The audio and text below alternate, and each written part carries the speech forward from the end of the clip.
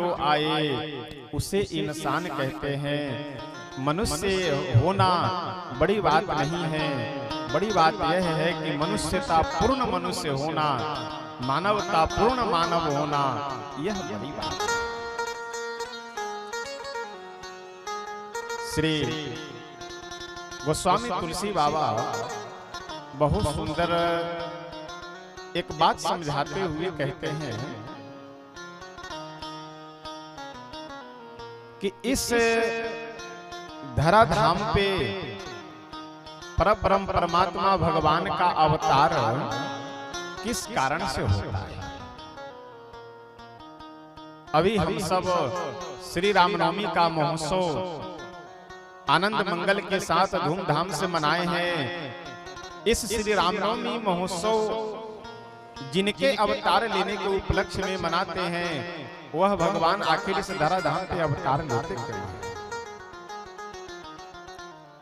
भगवत गीता में भगवान कहते हैं कि यदा यदा ही धर्मस्य ग्लानिर्भवति भारत अभ्युत्थानम धर्मस्य तदात्मानं सृजामि परित्राणाय साधूनां विनाशाय च दुष्कृतां धर्म संस्थापनार्थाय संभवामि युगे युगे। जब होए धर्म के हानि बाढ़हि असुर अधम अभिमानी, पुर अधम अभिमानी, बाढ़े खल बहु चोर दुआरा, बाढ़े खल बहु चोर जुआरा, जेलम पट पर धन पर लंपट पर धन पर दारा, जेलम पट पर धन पर दारा, जब जब होई धर्म के हानि, जब जब होई धर्म के हानि, जब जब हो ही धर्म के हानि। देखिए गीता जी के श्लोकों में और इस चौपाई में दोनों में एक शब्द का अंतर है। श्रीमद् भगवत गीता में भगवान कहते हैं कि यदा यदा ही धर्म से ग्लानि होती है धर्म की, और मानस की इस चौपाइयों में तुलसी बाबा कहते हैं जब जब हो ही धर्म के हानि। हानि और ग्लानि में अंतर क्या है?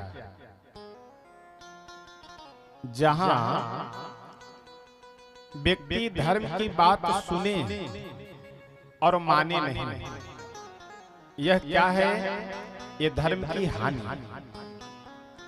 और जहां व्यक्ति धर्म की बात सुनना भी पसंद न करे, वह क्या है?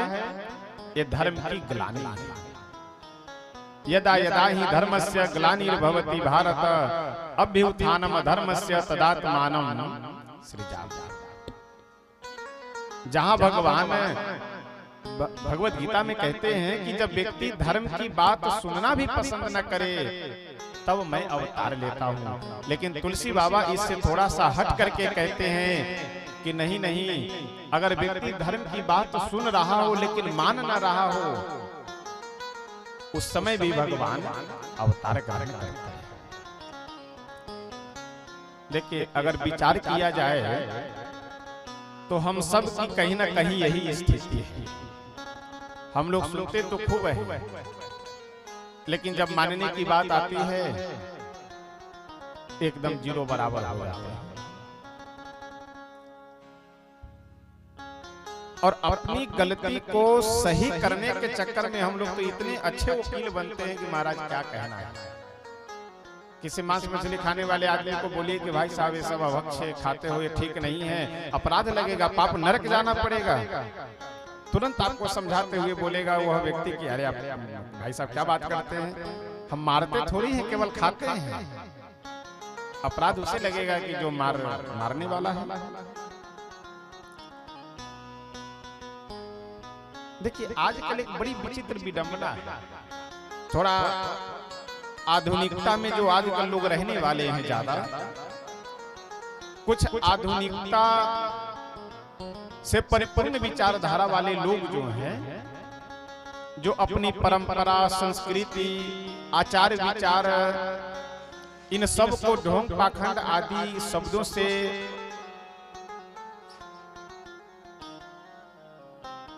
अपने इस परंपराओं को इन शब्दों से विभूषित करने वाले जो कुछ लोग हैं,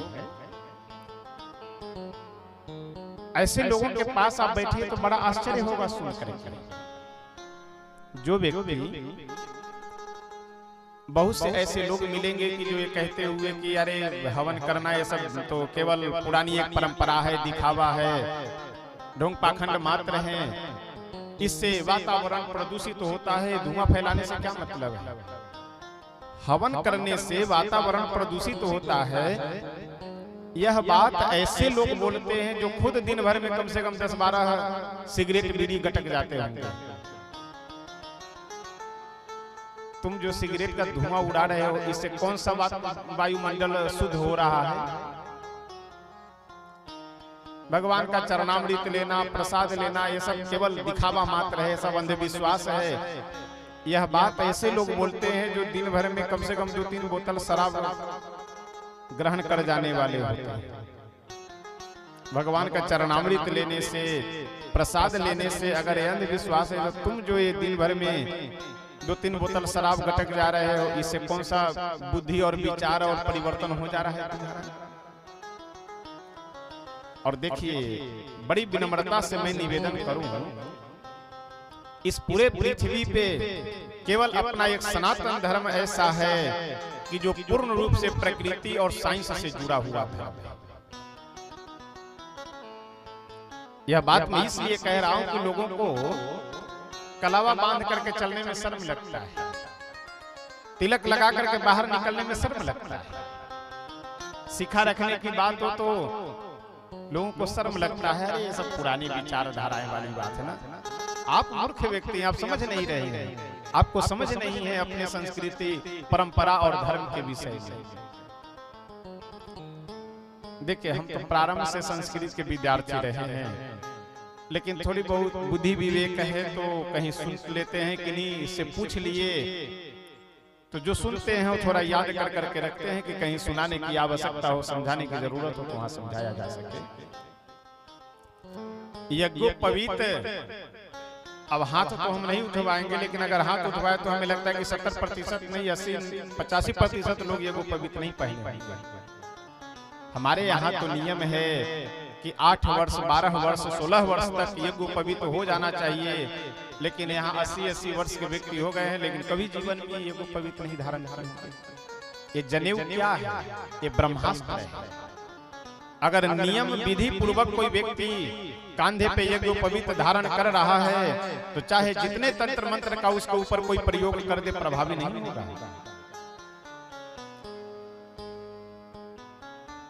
हम लोगों की जो परंपरा है, ब्रह्म बाबा की पूजा हम सब करते हैं। जहां भी अगर 10 घर है सनातन धर्मावलंबियों का, वहां एक ब्रह्म बाबा अवश्य होंगे। कहीं से भी लाए जाए, लेकिन ब्रह्म बाबा लाए जाते हैं।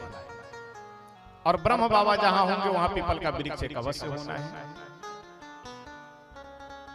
और इस बात को कोई भी नहीं काट सकता है कि जितने भी इस पृथ्वी पे वन्य ये वृक्ष आदि हैं, लता पता हैं, उन सारे वृक्ष लता पताओं में सबसे ज्यादा ऑक्सीजन देने वाला पीपल का वृक्ष है। ब्रह्म बाबा पीपल के वृक्ष पे रहे या न रहे, हो या न हो, एक अलग की बात है, लेकिन कम से कम ब्रह्म बाबा के नाम पे हम एक पीपल के वृक्ष को तो बचा करके रखे हुए हैं। और ये बड़े बड़े लोग जो पर्यावरण की रक्षा करने के लिए प्लास्टिक के पत्तल में खाए फेंक दिए, प्लास्टिक की बोतल में पानी पिए, बोतल फेंक दिए, जो और प्रकृति और पर्यावरण को सत्यानाश किए हैं, वो सब रक्षक हैं। और हम लोग जो प्रकृति की पूजा करने वाले, मानने वाले, तो हम सब अंधविश्वासी हो गए। इसलिए ऐसे ये बहलाने फुसलाने वाले नासमझ लोगों के भटकाने में हम लोगों को नहीं पड़ना चाहिए। हमारा जो सनातन धर्म है वह पूर्ण रूप से विज्ञान और प्रकृति से परिपूर्ण है, इसका हम लोगों को अवश्य पालन करना चाहिए। प्रतिदिन तिलक लगावे, कलावा बांध कर रखना चाहिए। शिखा भी आप, शिखा का नियम यह है कि गौ के खुर के समान मोटी शिखा होनी चाहिए माथे पे। कम से कम उतना ना सही तो अंगुली के बराबर तो मस्तक पे रखिए कि खींच करके कम से कम बांधा जा सके। शिखा रखनी चाहिए, यज्ञोपवीत धारण कीजिए। जो भी अपनी परंपराएं हैं उसका पूर्ण विश्वास के साथ आप पालन कीजिए। प्रसंग चल रहा है तो एक बात मैं और निवेदन कर दूं। कथाओं में मैं हमेशा यह कहा करता हूं, भगवान को मानने से, धर्म का आचरण करने से आगे चल करके क्या होगा नहीं होगा, भगवान मिलेंगे या नहीं मिलेंगे, ये बाद की बात है। ईश्वर को मानने से, उनमें विश्वास रखने से सबसे बड़ा लाभ हमारे आपके इस वर्तमान के जीवन में ही मिलेगा। जैसे कई बार हम सब के जीवन में ऐसी परिस्थितियां उत्पन्न होती है कि हम लोग जिन जिन अपने रिश्तेदार, नातेदार, हित मित्र से आशा भरोसा लगा रखे होते हैं, वे सभी लोग साथ छोड़ देते हैं। फोन उठाइए, आपका नंबर ब्लैक लिस्ट, दरवाजे पे जा करके आवाज दीजिए, अरे भाई साहब, तो भाई साहब अंदर चादर तान के सोए हैं, कहवा देंगे कि बोल दो कि बाहर गए हुए हैं घर में। जिन जिन लोगों से आप आशा भरोसा लगा रखे थे, सारे लोग साथ छोड़ दिए। अब आप विचार कीजिए, ऐसी स्थिति में अब आप क्या करेंगे? अगर ईश्वर में श्रद्धा है, आपकी ईश्वर में विश्वास है, तो आपका आत्मबल मजबूत हो जाएगा। चलो कोई बात नहीं है, ये लोग साथ में नहीं है तो क्या हुआ, भगवान तो हमारे साथ में है, कोई रास्ता दिखलाएगा। और भगवान को आप नहीं मान रहे हैं तो जाएंगे कहां? या तो कहीं नदी में छलांग लगाएंगे, या तो सल्फास की गोली कहीं खा करके, या कोई जहर की गोली खा करके सोएंगे, और या तो कहीं पंखे से लटकेंगे। यही करेंगे आप, क्योंकि ईश्वर को मान नहीं रहे हैं, ईश्वर में आस्था नहीं है। और जिन लोगों में आस्था थी आपकी, जिन लोगों से आपका विश्वास था, वो लोग साथ में नहीं, तो आप जाएंगे कहां?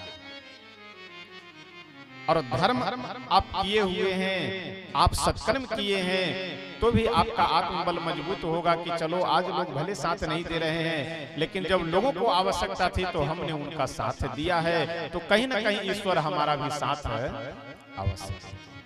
इसलिए हम लोगों को धर्म का आचरण अवश्य करना चाहिए। हम लोगों को ईश्वर में प्रेम विश्वास अवश्य रखना चाहिए।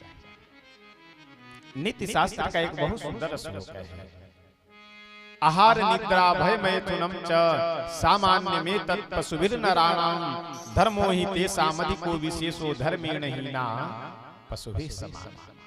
आहार यानी भोजन करना, निद्रा यानी सोना, भय यानी डर, भय आदि का भाव, और मैथुन यानी स्त्री पुरुष का जो प्रेम है, यह जितनी संख्या में मनुष्यों में है उतनी ही संख्या में पशुओं में भी है, जानवरों में भी है।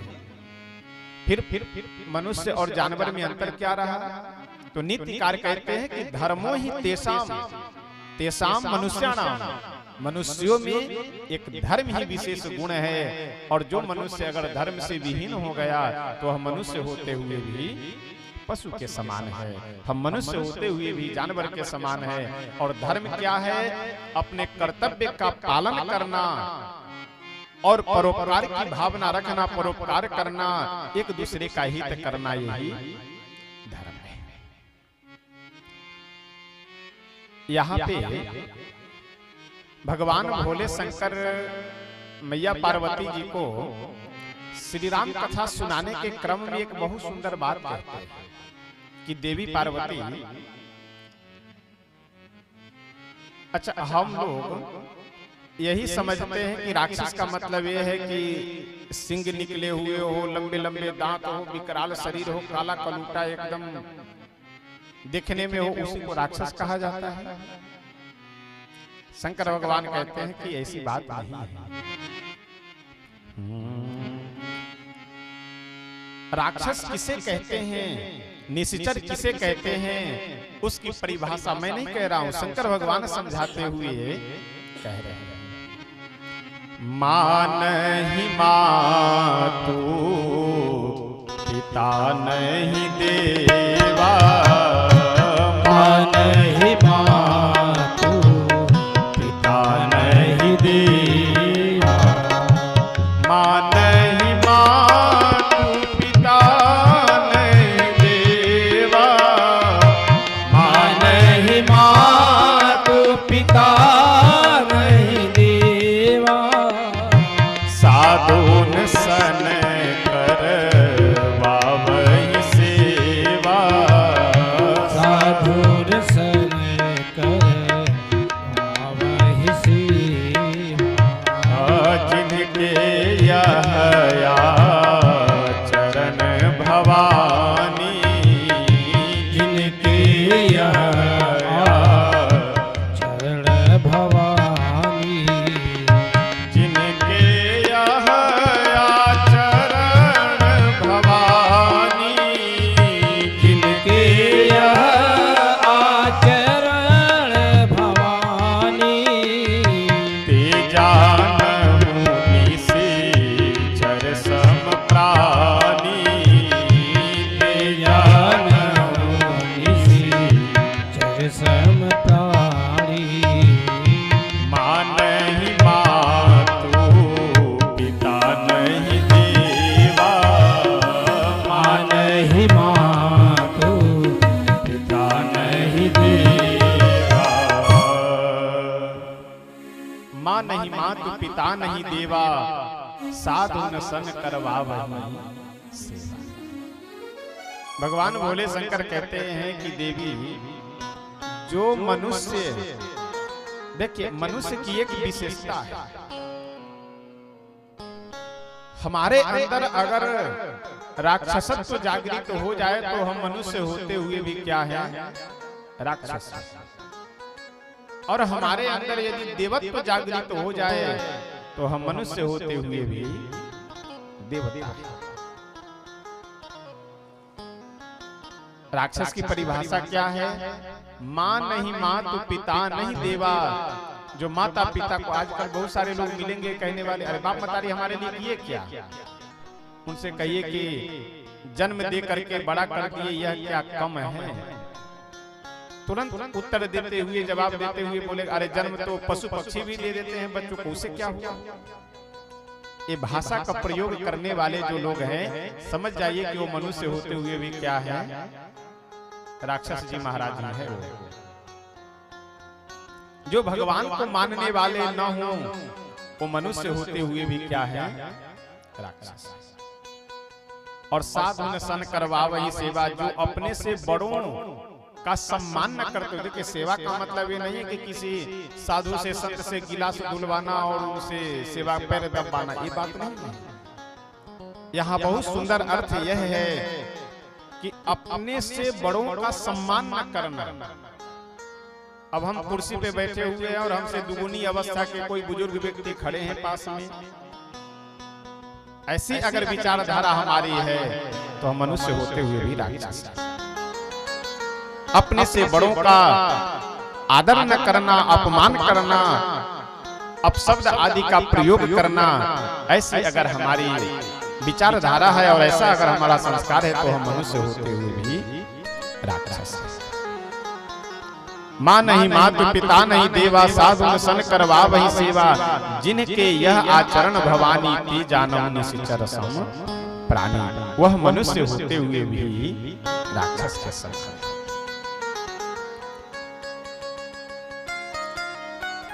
आइए, अब लगभग 10:15 का समय होने वाला है, तो अभी हम लोगों को 15-20 मिनट आरती आदि में ही लग जाएगा।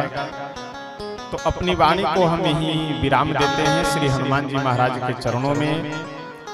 आगे कल है एकदम जितने बजे से आप सब यहाँ सुधी जनों का और व्यवस्थापक आचार्य जी, कल समय 7 बजे एकदम कथा प्रारंभ हो जाएगी और रात्रि में यही 10 साढ़े 10 जो भी समय होगा, कोई लकीर के फकीर बन करके नहीं रहना है कि बस इतने बजे ही विराम, अगर भाव है, प्रेम है तो आज तो देखिए पहले दिन की जो कथा होती है वो तो ऐसे ही विलंब हो चुकी थी आज, और पहले दिन तो केवल भूमिका बनाने में समझने में लग जाता है कि प्रसंग क्या है, कथा क्या है, बोलना क्या है, श्रोता जन कैसे है, ये सब ही समझने में प्रथम दिवस लग जाता है।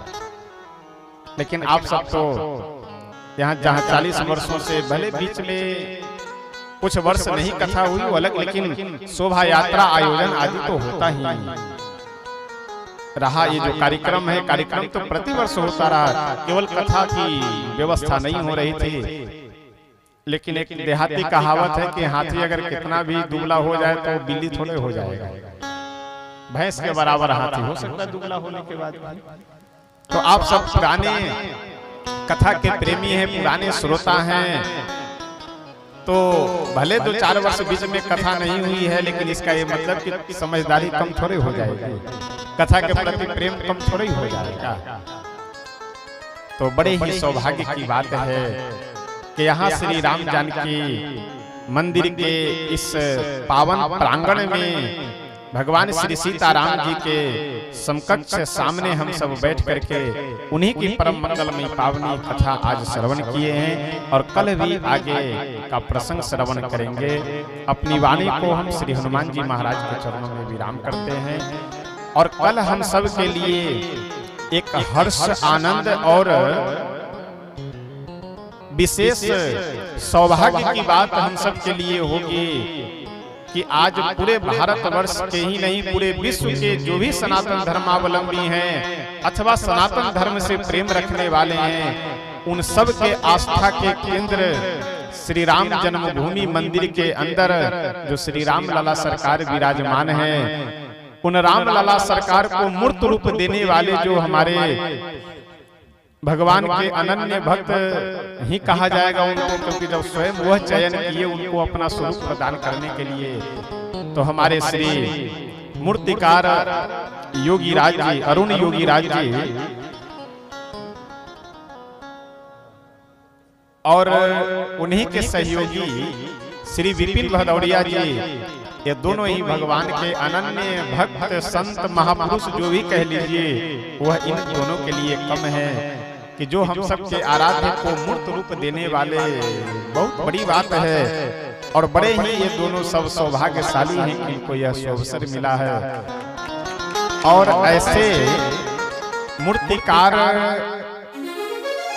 जिनके व्यवस्था के अंतर्गत, यानी इन लोगों की व्यवस्था, रहने सहने भोजन आदि की व्यवस्था जिनके अंतर्गत थे, जिनको सौंपी गई थी व्यवस्था ट्रस्ट के तरफ से, ऐसे श्री सुमधुर शास्त्री जी जो आप ही के क्षेत्र के, आप ही के घर के बालक हैं, आप सबके लिए तो बालक ही होंगे, लेकिन अयोध्या जी के लिए श्री रामलला सरकार अपने ऐसे मूर्तिकार की व्यवस्था जिनके हाथ में सौंपे हैं, ऐसे यह हमारे सुमधुर शास्त्री जी भी कम पुण्यवान और कम सौभाग्यशाली नहीं हैं। और उनसे भी सौभाग्यशाली तो हमारे आचार्य जी हैं कि जो उनके जैसे पुत्र की प्राप्ति इनको हुई, कि जो साक्षात श्री राम लला भगवान के सेवा में उपस्थित हैं। तो हम लोगों के लिए यह विशेष सौभाग्य की बात है कि ऐसा सब सुंदर संयोग सुअवसर प्राप्त हो रहा है। आइए श्री हनुमान जी महाराज के चरणों में वाणी को विराम देते हैं और प्रेम से पहले स्तुति करेंगे, फिर संकीर्तन, तब तत्पश्चात हम सब आरती करेंगे।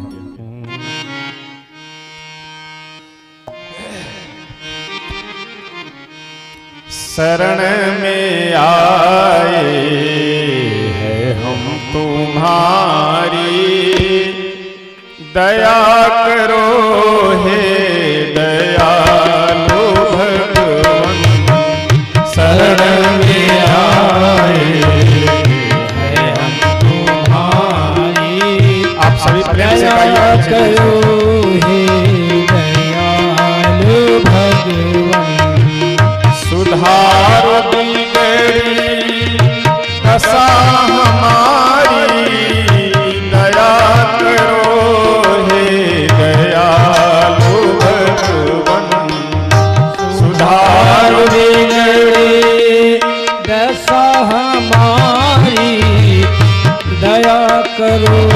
हे दयालु भगवान। शरण में आए हैं हम तुम्हारी, दया करो हे दयालु भगवन। शरण में आए हैं हम तुम्हारी, दया करो हे दयालु भगवन। भले जो हैं हम तो हैं तुम्हारे, बुरे जो हैं हम तो हैं तुम्हारे। भले जो हैं हम तो हैं तुम्हारे, बुरे जो हैं हम तो हैं तुम्हारे। तुम्हारे होकर हम तुम्हारी, दया करो हे दयालु भगवन। तुम्हारे होकर है हम तुम्हारी, दया करो हे दयालु भगवन। शरण में आए हम तुम्हारी, दया करो हे दयालु भगवन।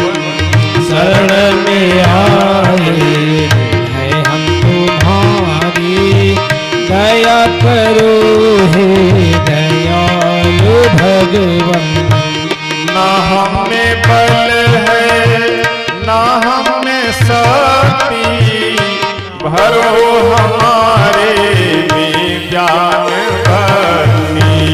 ना हम में बल है ना हम में शक्ति, भरो हमारे में ज्ञान भक्ति। तभी कहा तापहारी, दया करो हे दयालु भगवन। कभी कहा पिता हरि, दया करो हे दयालु भगवन। शरण में आए हम तुम्हारी, दया करो हे दयालु भगवन। शरण में आए हैं हम तुम्हारी, दया करो हे दयालु भगवन। सुधारो बिगड़ी दशा हमारी, दया करो हे दयालु भगवन। सुधार बिगड़ी दशा हमारी, दया करो हे दयालु भगवन। शरण में आए हम तुम्हारी, दया करो हे दयालु भगवन। शरण में आए हैं हम तुम्हारी, दया करो हे दयालु भगवन। हरे राम राम राम सीता राम राम राम। हरे राम राम राम सीता राम राम। हरे राम राम राम सीता राम राम राम। हरे राम राम राम सीता राम राम राम। हरे राम राम राम सीता राम राम राम। हरे राम राम राम सीता राम राम राम। हरे राम राम राम सीता राम राम राम। हरे राम राम सीता राम राम राम। हरे राम राम राम सीता राम राम राम। हरे राम राम राम सीता राम राम राम। हरे राम राम राम सीता राम राम राम। हरे राम राम राम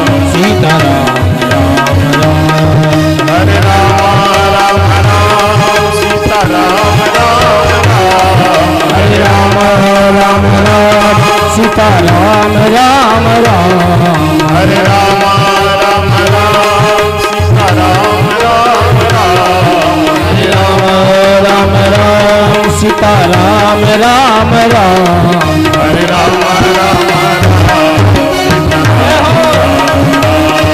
हरे राम राम राम सीता राम राम राम हरे राम राम राम सीता राम राम राम हरे राम राम राम सीता राम राम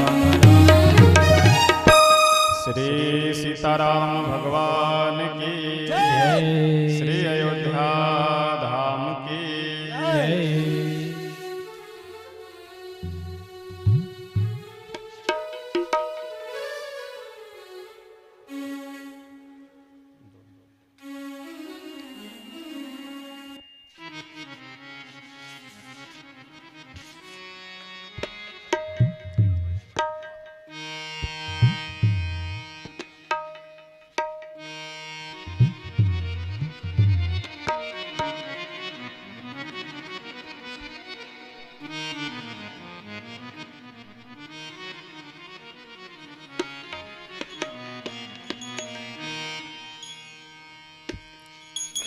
आरती श्री रामायण की कीरति कलित ललित सिया आरती श्री रामायण की कीरति कलित ललित सिया की आरती श्री रामायण की कीरति कलित ललित सिया आरती श्री रामायण की कीरति कलित ललित सिया की गावत ब्रह्मादिक मुनि नारद वाल्मीक ज्ञान विशारद गावत ब्रह्मादिक मुनि नारद वाल्मीक ज्ञान विशारद सुख सनकादीश से अरुषारद बरनी पवन सुत कीरति नीति आरती श्री मायन गीति कीरति कलित ललित सिया की गावत वेद पुराण अष्टदश छौ शास्त्र सब ग्रंथन को रस गावत वेद पुराण अष्टदश छौ शास्त्र सब ग्रंथन को रस जन धन संतन को सरवस सार अंश सब ही आरती श्री रामायण कीरति कलित ललित सिया की गावत संतत शंभु भवानी अरुभट संभव मुनि विज्ञानी गावत संतत शंभु भवानी अर्घट संभव मुनि विज्ञान व्यास आदि कवि बरने बखानी कागज कुसुमी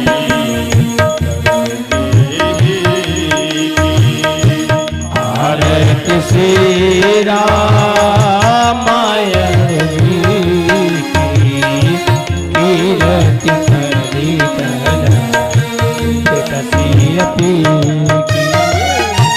कलिमल हरनी विषय रस पीकी सुभग सिंगार मुक्ति जुवती कलिमाल हरनी विषय रस फीकी सुभग सिंगार मुक्ति जुगती दलन रोग भव मूरी तात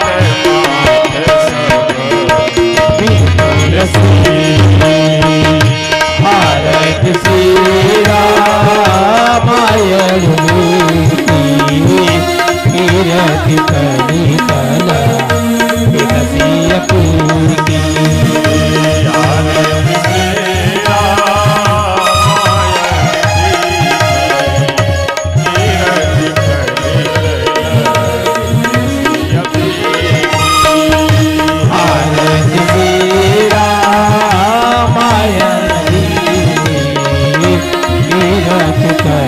कला विकसी पूर्ति गौरम करुणावतारम संसार सारम भुजगेन्द्रः सदा वसन्तं हृदयारविन्दे भावं भवामि सहितं नमामि त्वमेव माता च पिता त्वमेव बन्धु च सखा त्वमेव विद्या दरुणं त्वमेव सर्वं मम देवदेव भारति श्री रामायण कीर्ति कली कला विकसी कीर्ति कली कला विकसी कीर्ति कली कला विकसी। श्री सीताराम भगवान की श्री हनुमान जी महाराज की श्री शंकर भगवान की श्री अयोध्या धाम की श्री सरयू मैया की श्री सद्गुरुदेव भगवान की श्री रामलला सरकार की जय जय सीताराम हर हर महादेव सर्वे भवन्तु सुखिनः सर्वे सन्तु निरामयाः सर्वे भद्राणि पश्यन्तु मा कश्चित् दुःखभाग् भवेत् हरि ओम् शान्तिः शान्तिः सुशान्तिर्भवतु। कल पुनः सायंकाल की बेला में हम सब 7 बजे यहाँ उपस्थित होकर के आगे